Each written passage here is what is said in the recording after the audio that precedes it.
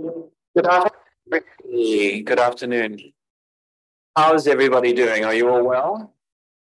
Such a beautiful day, such an incredibly beautiful fall day. And what an incredible weekend it was as well, with all the cultural happenings in Bloomington. Who went to the Lotus Festival here?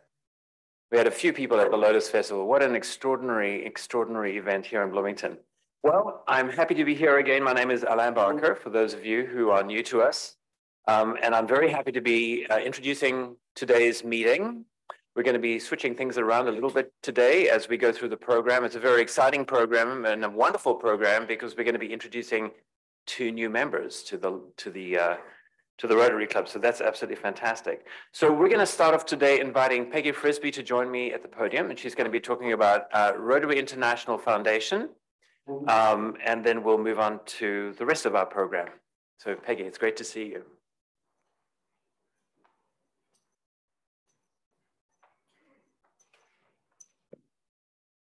Thank you, Alain. So it's so good to see everybody. I'm Peggy Frisbee, and I'm up here to talk with you as chair of our club's Rotary Foundation Committee. Over the last 3 weeks, I've been traveling, although apparently not as much as some people. Visiting family, attending a wedding out west with Bloomington friends, and taking in the awesome, stunning geologic wonders of the national parks of southern Utah. During these 3 weeks, I took a break from my usual habit of consuming news all day long, but now back to reality with a jolt. The devastation of Hurricane Fiona in the Caribbean and the Canadian coast, the ongoing war in Ukraine and elsewhere, the continued flooding in Pakistan, polio now identified as circulating in Mozambique, and more. But the Rotary Foundation, which is the foundation arm of Rotary International, and I do want to point that out because we have our own wonderful Bloomington Rotary Foundation, but I'm here to talk about Rotary International Foundation. And thousands upon thousands of Rotarians are hard at work doing good throughout the world to provide help to those stricken by disasters, war, and disease. It's an incredible, mighty force, uniting the good hearts and passion of individual Rotary members with a network of worldwide Rotary International, fueled by donations from members, our club, and others. This gives me hope that there's more than bad news and confidence that help is reaching those in need. Let me share with you what the Rotary Foundation has been doing this year. And if we could have that little video.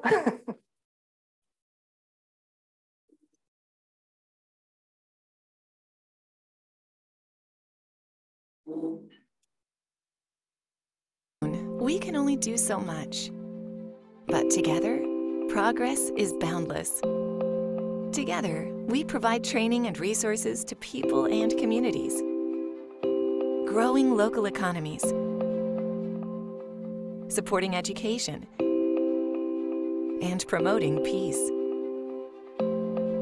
Together, we help those who need us the most, preventing diseases, providing clean water, sanitation, and hygiene, and supporting mothers and their children. Together, we make a difference, and it is all thanks to you. As Rotary members, we challenge ourselves to do better, only looking back to see how far we have come. Last year, more than $430 million was contributed to the Rotary Foundation. Because of you, over 1,190 global grants, 470 district grants, and 225 disaster response grants were funded. And over $15 million was donated to support refugees from Ukraine. Thank you for supporting the Rotary Foundation and all you do on behalf of others. Because of you, together we can do even more good.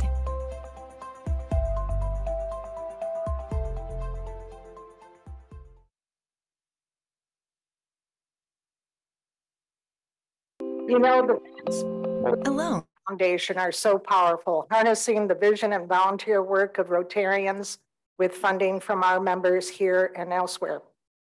Here's just a few more examples of what our dollars given to the Rotary Foundation have been doing for disaster relief. In Poland, a Rotary Club received a grant from the foundation to use to help refugees from Ukraine. With that grant money, the Polish Club has been providing housing, food, and other aid to refugees, including a group of 17 deaf Ukrainians who have been able to live together through this terrible crisis. Across the globe, when a volcano erupted in Tonga and caused a tsunami, the New Zealand Rotary was able to activate its members and organize and deliver help quickly using funds from a foundation grant. And then there's the flooding in nearby Kentucky, Appalachia. The Pikeville, Kentucky Club is among the Rotary clubs there, spearheading aid efforts. There are so many other examples. I'm running out of time, but I want to recognize the members of my Rotary Foundation committee. I noticed that 2 at least are present by Zoom. There's Lynn Schwartzberg, Susie Graham, and then also Mike Baker and Yolanda Trevino. What a great group. We will be sharing more with you about the Rotary Foundation throughout this Rotary year and welcome your questions and comments. Be sure to contact any one of us at any time. And remember, if you can show that graphic, and remember, it's easy to donate to the foundation. Just look for this in the roundabout, and you can simply click on it to be connected to the donate page of the Rotary Foundation. Very easy to do. So thank you very much for your attention, and let's look forward to a great Rotary Foundation year.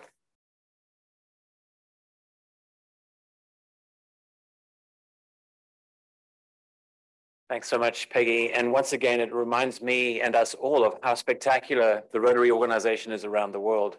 I'm just continually amazed. We have the Rotary magazine that gives us a lot of information about what's happening there. I hope that you all read it, but also just reminded that we're part of a great, inspiring organization that really does do extraordinary work around the world. And I believe that it's the largest not-for-profit, non-governmental, non-religious organization in the world. So that's pretty amazing, something to be proud of. Okay, we have a few birthdays to celebrate. Joe King, happy birthday today, which is really fantastic. Rebecca Jesimer, October 1st. And then we have our member anniversaries. Effert Pfefferman is 4 years with the club. Joe King, also another celebration for him, 4 years. Art Omek, he's here. He's been with us for 8 years, which is about the same as me. So you and I joined at the same time, Art, which is really great. Bill Perkins, 18 years. And let's give a round of applause to Bill for having been the Roundabout Reporter for the month. Really, really fantastic. Thank you, Bill. Thank you so much. And then Yolanda Trevino, is wonderful to have you here. You've been with us for 20 years, which is great. Thank you. Okay, introduction of the guests. We have quite a number of guests with us today. So Megan Gerhardt, would you like to join us?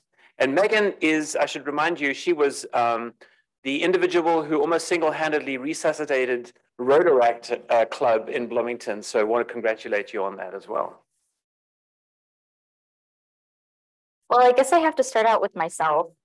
So, because I'm literally the first person on the list.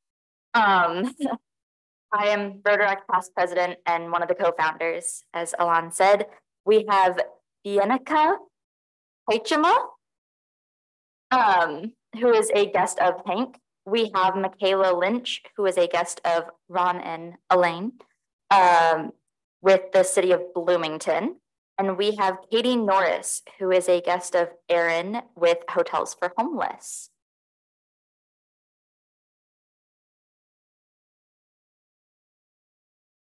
Great. Fantastic. Thank you very much, Megan. And Kyla, do we have anybody online who's a guest?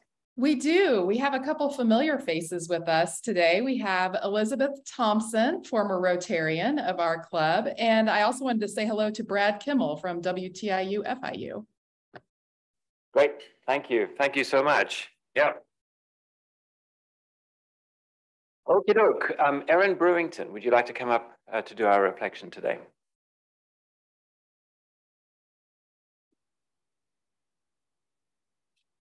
Thank you. So my reflection today is on one of Philip Roth's seminal works. And if you know anything about Philip Roth, you know they're all seminal works.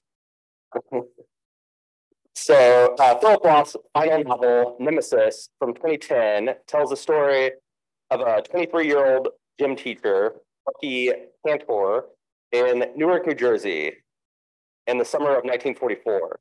He is working as a playground director for boys in the city that is hit by an epidemic of polio. Polio eventually begins to ravage the playground until, to stay safe, Bucky's beloved girlfriend, working as a counselor at a Jewish summer camp, convinces him to join her polio-free location, this is sort of the gist of the novel. Reading like a slacker, polio eventually reaches the summer camp, taking kids one by one. During this, the reader is confronted with the central theme of pestilence: fear, panic, anger, guilt, bewilderment, suffering, pain, so forth. It's not a pleasant read. The passage goes thus. Finally, the cataclysm began. The monstrous headache, the enfeebling exhaustion, the severe nausea, the raging fever, the unbearable muscle ache, followed in another 48 hours by paralysis. Once infected, the virus invades the nervous system and begins to destroy nerve cells, which control the muscles, especially in the legs. If someone is paralyzed by polio, there's a 10% chance they will die when the disease reaches the respiratory system. There is no cure. Quote, he was there for 3 weeks before he no longer needed catheterization and enemas, and they moved him upstairs and began treatment with steamed woolen hot packs wrapped around his arms and legs, all of which were initially stricken.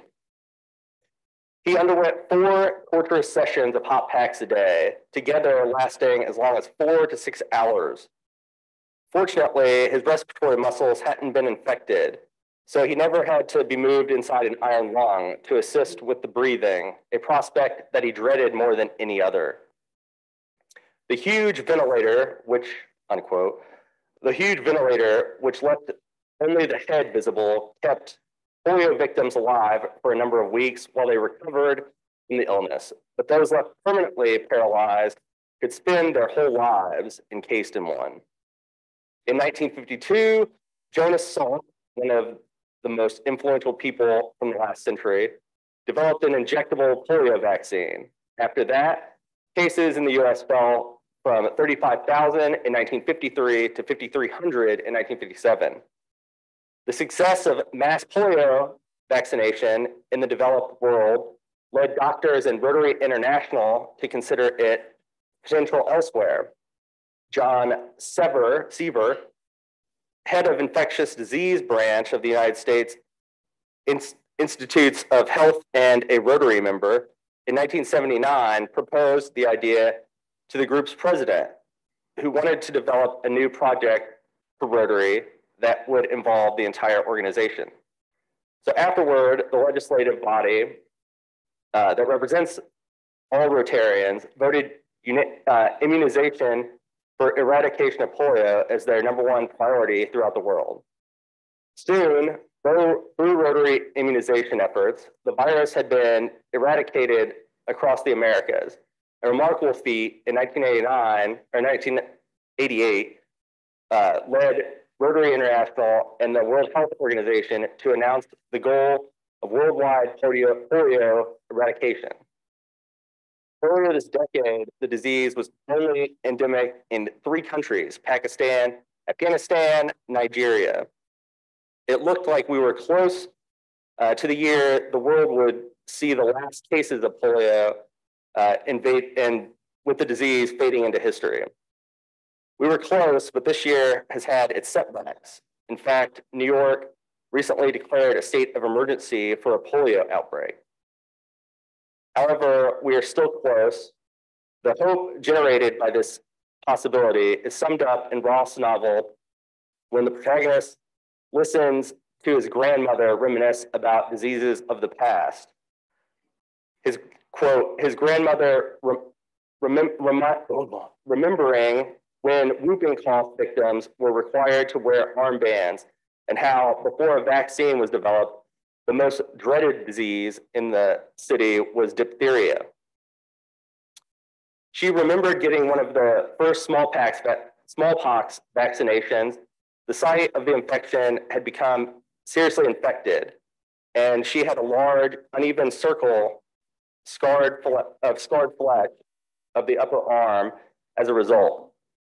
She pushed up the half sleeve of her house dress and extended her arm to show to everyone. She shows the scar with pride. I've never had to worry about any of these horrors thanks to vaccinations. Specifically for polio, I have Rotary and Salk to thank for that. Thank you.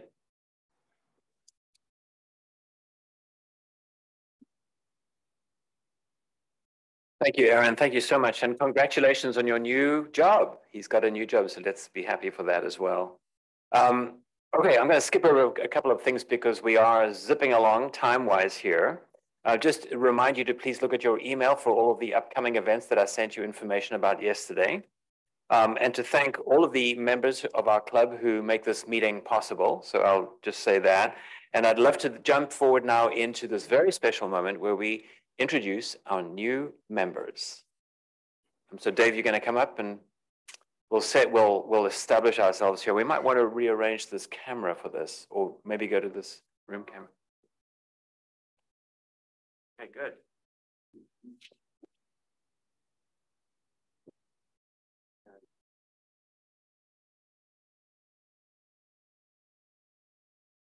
So I am delighted to say that we are at the fun part of the program for us and the membership committee, which is where we're going to induct two new members, Don Capuch and James Wolf. And helping me with this induction is Jeff Richardson. Take it away, Jeff. Thank you.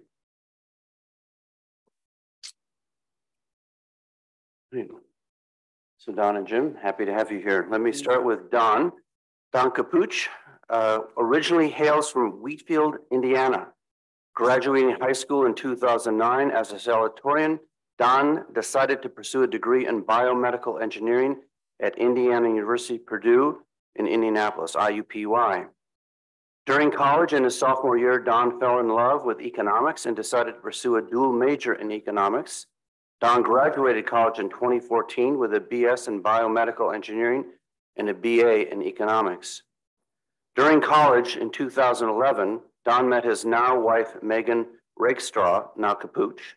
Don joined the labor force in the summer of 2014 as a contract product engineer with Stryker Instruments in Kalamazoo, Michigan.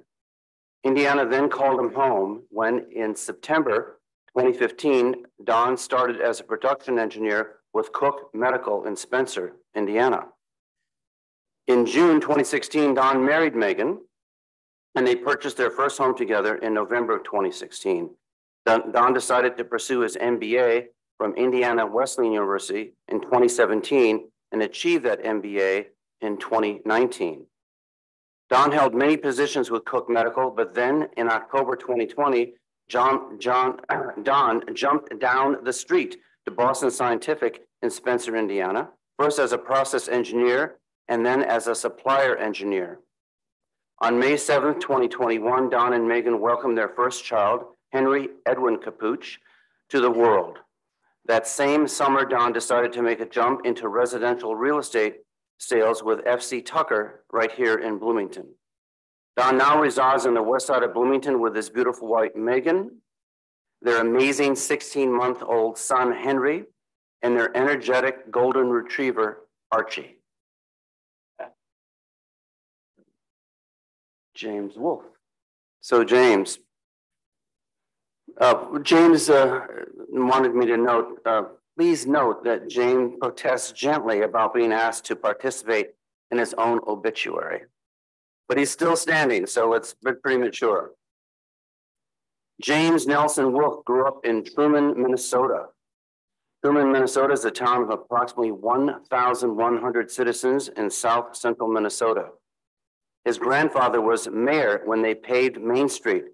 The infrastructure improvement resulted in higher taxes, and he was voted out of office the next election. No good deed goes unpunished. James graduated in the class of 57 students from Truman High School. From there, he attended the University of Minnesota for his undergraduate degree. James had followed in the footsteps of his older brother in many of his life decisions, and he planned to follow him in going into law. But one night, his brother suggested another life path into hospital administration, and he elected to go in that different direction. James pursued his master's degree and continued in the field of public health, attending the doctoral program at the Johns Hopkins School of Hygiene and Public Health. He received a Doctor of Science degree, a complete misnomer for a kid who never even took high school chemistry. James' career had some of the following highlights. He taught hospital administration for 3 years at the School of Public Health at the University of Michigan. James was on the administrative staff of the Henry Ford Hospital in Detroit for 6 years and the administrative staff of the infamous Cook County Hospital in Chicago for 2 years. He worked for National Alliance of Hospitals for 11 years, and James finished his career as the CEO of a community hospital in Faribault, Minnesota for 16 years. When James' wife, Amy, finally joined him in retirement, they decided they wanted to live in a college town, and Bloomington quickly emerged at the top of that list. James and Amy moved here in mid-2019, pretty much just in time to experience the COVID pandemic here, which I also came at that same time. They have 2 children, Lauren, Johns Hopkins University in 2010, who lives in Ann Arbor and teaches at the former University Lab School there, and Nelson from Carleton College in 2014, he graduated, who is a data analytics consultant in Minneapolis. Welcome, James and Don. Okay, thank you, Jeff. So now we'll turn to the formal part of the ceremony. Don and James, on behalf of the board and membership of the Bloomington Rotary Club, it's a great pleasure to welcome you as our newest members of the club. We look forward to your fellowship that you will share, as well as your participation in many club projects that make our community, country, and world a better place.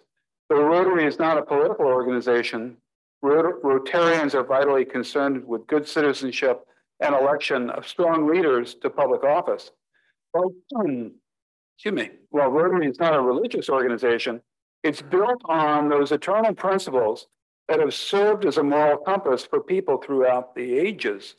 Rotary is an organization of business and professional people pledged to uphold the highest ethical and moral standards. Rotarians believe that worldwide fellowship and peace can be achieved when people unite with the Rotary motto of service above self. Rotary activities exemplify the charity and sacrifice that one would expect from people who believe they have a responsibility to help others. Don and James, you've been chosen for membership in the Bloomington Rotary Club because your fellow members believe you to be a leader in the community and because you possess the qualities to champion the message and principles of Rotary. You are representatives of your vocations within our club and community. You now become ambassadors of Bloomington Rotary, carrying the ideals of service to all within your sphere of influence. Our community will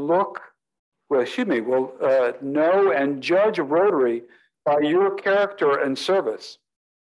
We will also look to you for inspiration as we strive to become better Rotarians. So we have a penning ceremony before I resume this.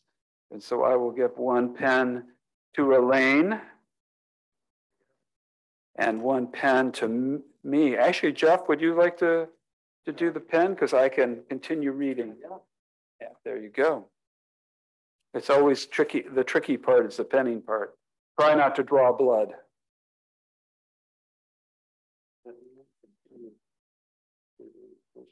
I think you just pull it out. Right? Yeah.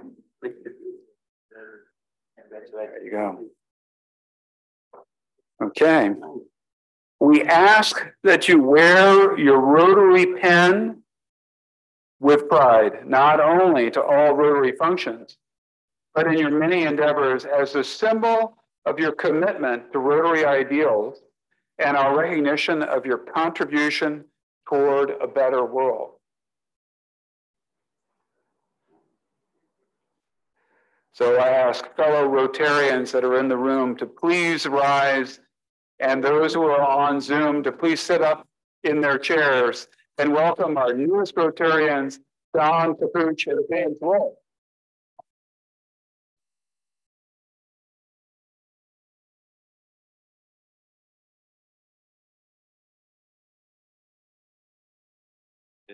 Congratulations to James and Don. Fantastic. And we should mention that Amy Wolf is with us as a guest as well. Great to have you with us. Okay, well, that's absolutely fantastic. Boy, isn't it great to have new members? And there will be some others coming up in a few weeks' time. So we've got something to look forward to there. With that said, let's move on to our program for the day. So Hank Haitjema, if you'd like to join me here.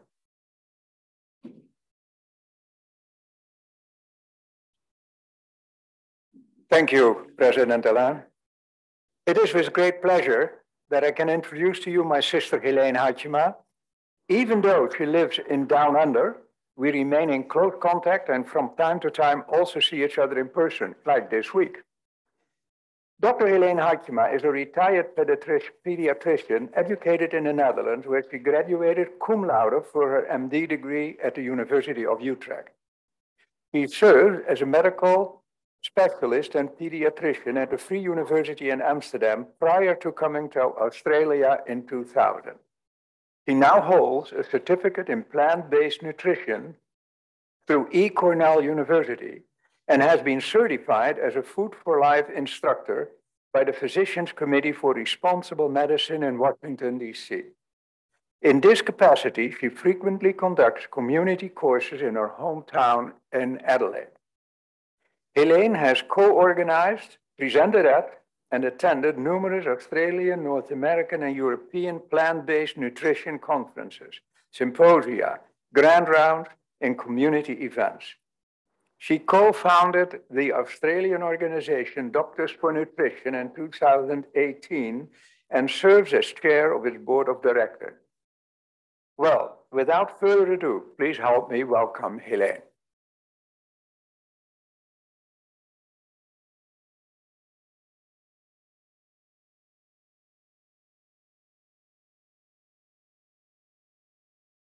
Thank you, Hank, for that nice introduction. Thank you, Rotary Club Bloomington, for the invitation. I'm humbled and honored to be here and talking to you. This presentation might for some people feel maybe a little bit offended, but that's of course absolutely not my intention. I'm representing the science here on nutrition and our health. So the title is How the Western Diet is Holding for Your Health Hostage Our Health, I would say. Clicker is not responding. Yeah. So my journey in this area started in 2010. By accident, I saw an interview on CNN of Dr. Esselstyn on the left with the white hair and Dr. Dean Ornish. And they were stating, and it was related to Bill Clinton, that they, with a plant-based diet, could stop and reverse heart disease. And that blew me away. So I started researching myself, and eventually I started educating myself. And since 2013, I'm going to conferences in the USA on plant-based nutrition for healthcare practitioners, and just visited one again in September. I also felt, as in, this is such important information that everyone needs to know this information. And we need a conference like this in Australia, because you have to realize that doctors are not educated on the role of nutrition in healthcare. I co-founded in 2018 Doctors for Nutrition, and the mission is educating doctors and healthcare practitioners on the importance of nutrition for our health. It's important for prevention, management, but also reversal of many chronic diseases, also known as non-communicable diseases. A little bit of the statistics: 6 in 10 adults in the US have a chronic disease, 4 in 10 have 2 or more, and 90% of the annual healthcare costs go towards chronic diseases in this country. I'm talking about whole food, plant-based nutrition. What does that mean? Whole plant food, as whole as possible, minimal processed. And the characteristics is that the nutritional content is high, the fiber content is high, and the calorie density is low. If we compare that to processed foods and dairy and meat, then compared to plants, the nutritional content is low, the fiber is low, basically no fiber, the calorie density is high, and often there is added salt, oil, and sugar and preservatives. So I'm talking about the power plate by the Physicians Committee, which is fruits, vegetables, whole grains, and legumes, all the beans, peas, and lentils. We advise to use a vitamin B12 supplement, and then people say, oh, but then, you know, if you need a supplement, the diet is flawed. That's not the case. Why is this necessary? Because we don't eat from the soil anymore. Humans don't make B12, but animals don't make it either. B12 is being produced by bacteria in the soil. And if we eat direct from the soil, which we did in the past, but also got many diseases like cholera, etc., then we would get B12. Herbs, spices, nuts and seeds are all healthy. No added salt, oil, and sugar, so don't add that to your food. And that is the basics of whole food, plant-based nutrition. So the question then arises, is whole food, plant-based nutrition healthy? The largest dietetic association in the USA came out with a position statement after rigorous researching the literature, and they stated it's healthful and nutritionally adequate. Let's pause here for a moment. This answers all the questions. What about my protein? What about iron? What about calcium? The Dietitian Association says it's nutritionally adequate. It's also for all life stages. So pregnancy, but also to older age. And the health benefits are for prevention, we can understand that, but also treatment of certain diseases. And that's what doctors don't know. But then, why? Why are animal foods problematic for our health and plant foods beneficial? We have to realize that food is a package deal. We nowadays tend to talk about, I need more protein, I don't want carbohydrates, where are the healthy fats? That's not what is on our plate. These components are being presented in a package. So let's dive into the package of animal foods. So here at the top, you can see from left to right, the red meats and the eggs, dairy products, and fish. In principle, in animal foods, and it does not matter where it comes from, wild game, organic, factory farmed, a list of, and this is not complete, problematic components in animal foods that make us sick. And you might be surprised of one of these that you read. For instance, heme iron being lauded as so good for getting your iron up, but it is a very strong pro-oxidant, a free radical, causing inflammation in our body. So I can't go into all of these time-wise, but just to show you that there are many factors are a problem. Then we don't eat it raw. So due to cooking, the cooking process, frying in the oven, grilling, many chemicals are being produced that are also either cancer promoting or causing inflammation in our body. We know about the bacteria like the salmonella, etc. And especially poultry has oncogenic viruses. And it is known that people working in the poultry industry have a higher percentage of certain cancers. And the toxins are particles of bacteria that are usually coming with animal foods. And it's from dead bacteria from the cell wall. This can't be cooked away and the stomach acid will not break it down. Highly toxic products. Then the process of biomagnification. We know, the smaller fish, they have not many pollutants and then being eaten by a bigger fish, etc., etc. That is what we do when we eat animals. The animals have magnified herbicides, pesticides, pollutants, etc., in their flesh. And now we eat the middle man or the middle animal, and we get a higher concentration of these pollutants. And then added in the industry, arsenic. Can you believe it? Arsenic is being added in the poultry industry and the pork industry for better color of the meat and also to treat parasites. Phosphates, toxic, and then antibiotics.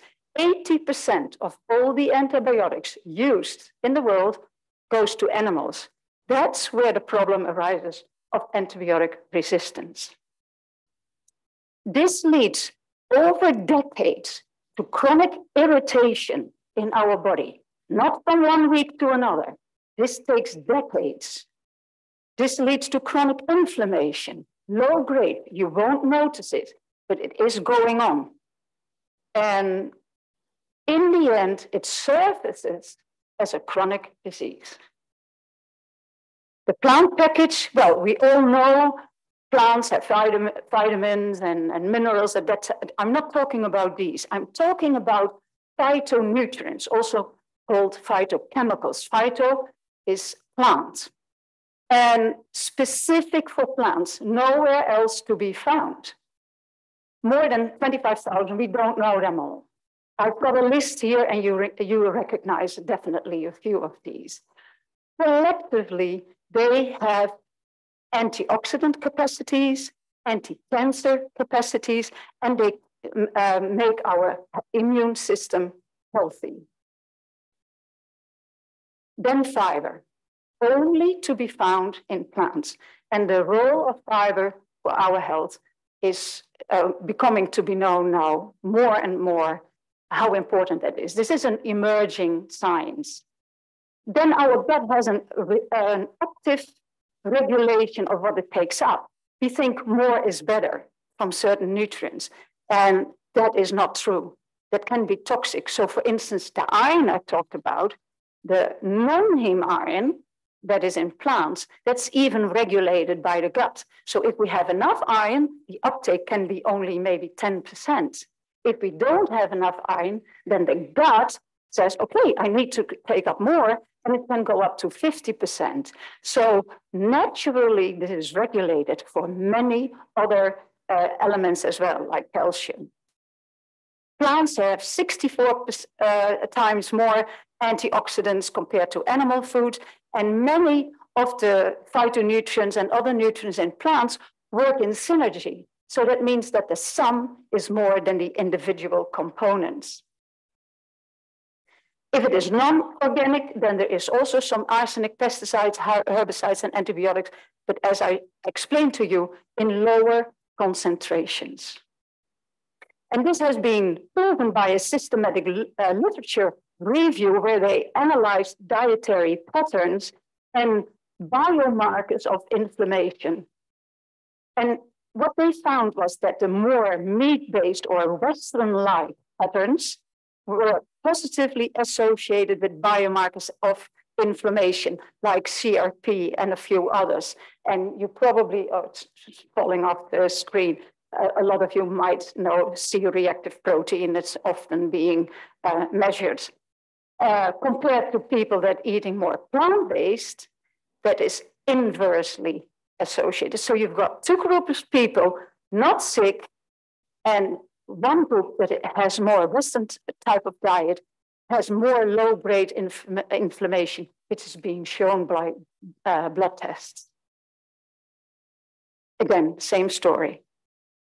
So chronic diseases and nutrition. This list is also not complete. These are chronic diseases, and there are more that have been proven to be linked to what we eat.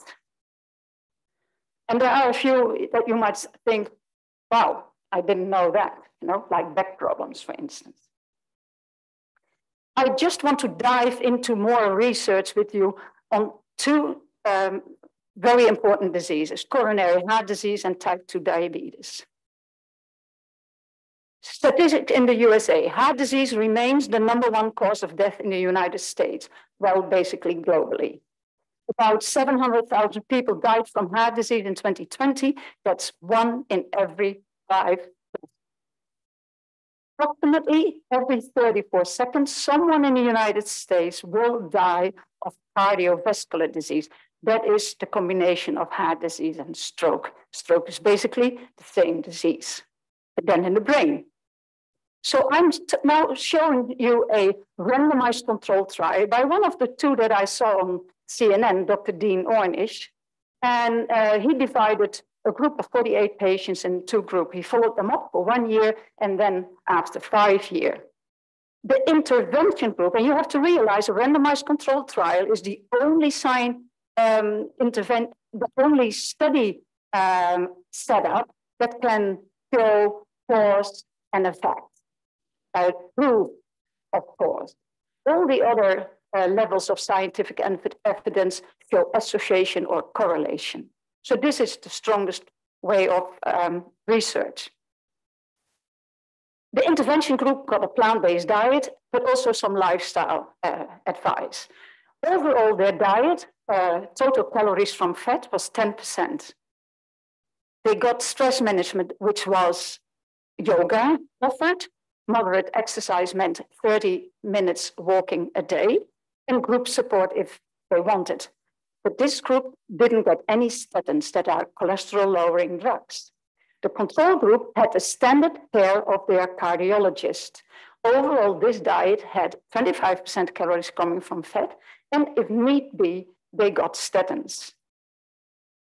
Here you see the plant-based group, how they went after 5 years. It's the green bar.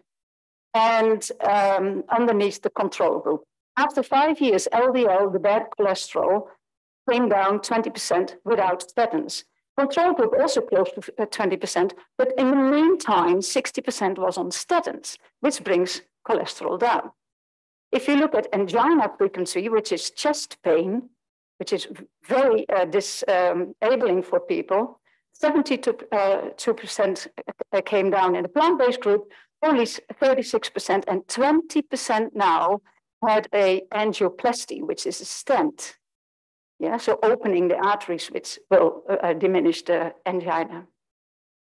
Cardiac events per patient means hospitalization, myocardial infarction, severe angina, etc., ending up in hospital. Less than 1 event per patient in the plant-based group, more than 2 events per patient in the control group, and there is a dose responsiveness. That means the better the people adhered to the plant-based diet, the better they did. So here you can see the diameter on the y-axis, the diameter of the stenosis in the blood vessel. And on the x-axis, you can see the timeline. They started both off around at 31% of diameter stenosis. The black dots is the control group. After 1 year, an increase in the diameter of the stenosis, and after 5 years, even more. The plant-based group, however, you can see them improve after 1 year. The stenosis becomes less, and after 5 years, even more. And look at the bottom. Yes, the p-value significant after 1 year and even highly significant after 5 years. And here we see the dose responsiveness. The large column are the people that had the most adherence, and the changes in the stenosis, so as in the regression of the stenosis was the most in this group. And then you see medium adherence and least adherence. So the more you do, the more results you will see. This was being unrelated. They didn't know about each other at that time. This was being supported by the study of Dr. Esselstyn, who was the other person in the picture, who used whole food plant-based diet only, because people then say, yeah, but the people also got, you know, some yoga and some walking. This was diet only. He had 198 consecutive patients, so it was not pick and choose, and a mean follow-up of 4 years. Again, the same type of overview. Well, what happened was that of the 198, 21 didn't adhere. So that more or less became a control group. And the plant-based group that adhered had a symptom reduction of 94%.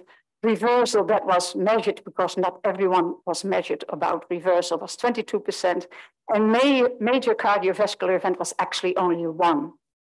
And if you then compare with the people that didn't adhere, there's a huge difference. And also he saw the dose responsiveness. And you have to realize that if there is dose responsiveness, that only adds weight to the outcome. Dr. Esselstyn also did a PET scan of the heart muscle.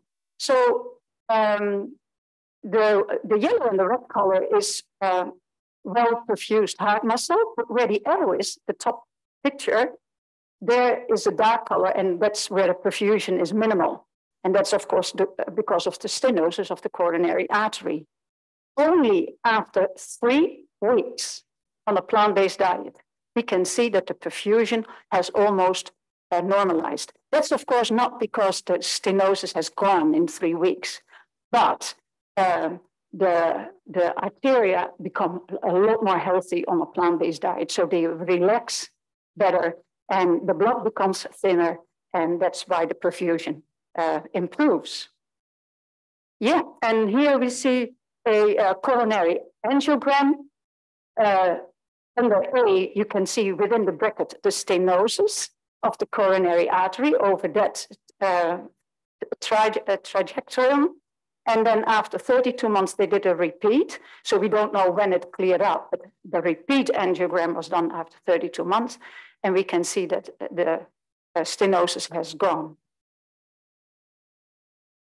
So the #1 pillar in the USA, in Australia, over the world, can be stopped and reversed with a plant-based diet. If that was the only thing a plant-based diet could do, could that not be the default treatment until proven otherwise? It has no negative side effects, only positive side effects. Type 2 diabetes. American Diabetes Association, it's a nationwide epidemic. Well, it's a worldwide epidemic at the moment. An estimated 11.3% of the US population has diabetes, and 96 million are pre-diabetic. If you add these up, the pre-diabetic and the diabetic, it totals like 130 million people. And then heart disease is the #1 cause of death for people with type 2 diabetes. It contributes to almost 2/3 of all death in people with diabetes. When you see how this all interlinks with each other, these chronic diseases, they don't stand alone. And that's why we see one chronic disease in people, but then they get another one, and it's the root cause is the same. There is a lot of confusion also with doctors about the mechanism of type 2 diabetes. So I just want to show you this. This is just a schematic overview. You see the pancreas on the left-hand side. This is in a healthy situation that produces insulin. These are these purple little triangles. The insulin goes to the muscle cells receptor for insulin. And when that happens, the receptor sends off a signal, that is the black arrow in the cell, to a gateway for glucose to enter the cell. Otherwise, glucose will not enter the muscle cell. When it's type 2 diabetes, the pancreas in principle still produces insulin, still sits on the receptor, but now the receptor has become resistant or insensitive to the insulin. Now that signal doesn't go to the gateway, so glucose cannot enter the muscle cell, and glucose will stay in the bloodstream. And now we detect higher glucose levels in the bloodstream. Why is this receptor insensitive?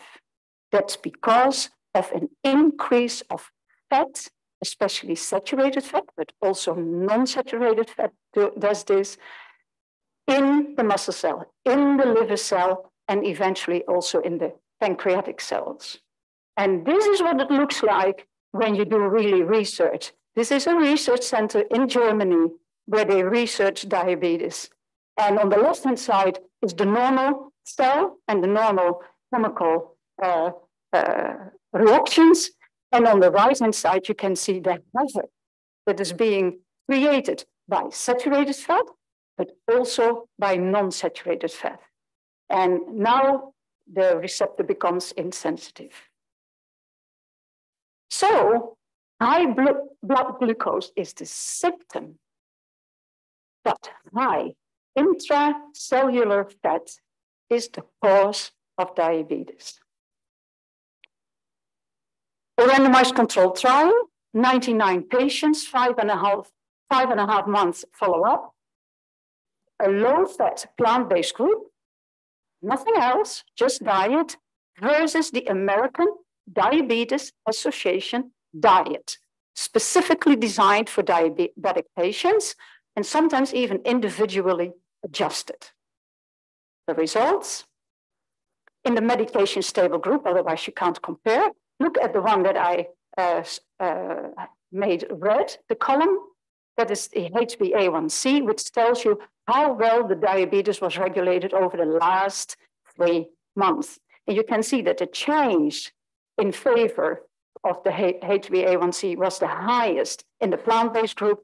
And if you look at the p-value, highly significant, but also LDL reduction and body weight higher in the plant-based group. And overall medication lowering was 43% in the whole food plant-based group and 26% in the diabetic association group. So low fat, whole food, plant-based nutrition, it can stop and reverse coronary artery disease, can stop and reverse type 2 diabetes. There is dose responsiveness in all these studies. The better the adherence, the better the results. And it's healthy for the environment. Animal agriculture accounts for more than, for greenhouse gas production, more than all transportation on Earth combined. I just want to quickly also look at COVID-19. I think that is still opportune. Is that okay?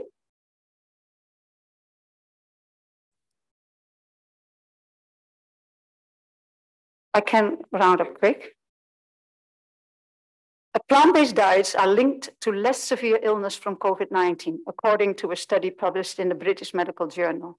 Plant-based diet in 6 countries, healthcare workers, people on a plant-based diet had a 73% lower chance of moderate to severe COVID-19 illness. As for low carbohydrate diets, a 48% more likely moderate to severe COVID-19 illness. So there is a convergence of evidence. This is a book that I can recommend to you that talks about the 15 leading causes of death. I just touched on 3, and it has over 2,500 references. There is enough evidence. So this is the pyramid of scientific evidence All these layers point the balance of evidence goes to the power plate, this way of eating. And that was it. Thank you.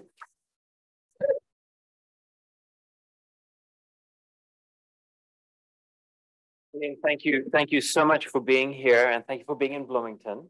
We're so grateful that you're here, and that is transformational. That is absolutely transformational. And there is an organization in town that we support in honor of our guests. So thank you very much for being with us. Yeah, thank you. Thank you. And that was extraordinary. And hopefully we'll all be able to read the book and look at the YouTube video once again of her talk. There was a lot of spectacular information provided to us. Truly transformational. I certainly wanted to study it myself again. So thank you so much. Next week, we're going to be celebrating at Mike Baker's farm. So we will not have a meeting here next week. We'll be meeting at his farm on Tuesday afternoon. So please join us there. And without further ado, let's go ahead and share the four-way test plus one. Let's rise. And of the things we think, say, or do, first, is it the truth? Second, is it fair for all concerned? Third, build goodwill and better friendships. Fourth, will it be beneficial to all concerned? And fifth, is it fun? Thank you all. And I should say that the 4+1 test is very close to everything that Heleen has shared to us today. So thank you very much. Have a wonderful week, everybody. Thank you.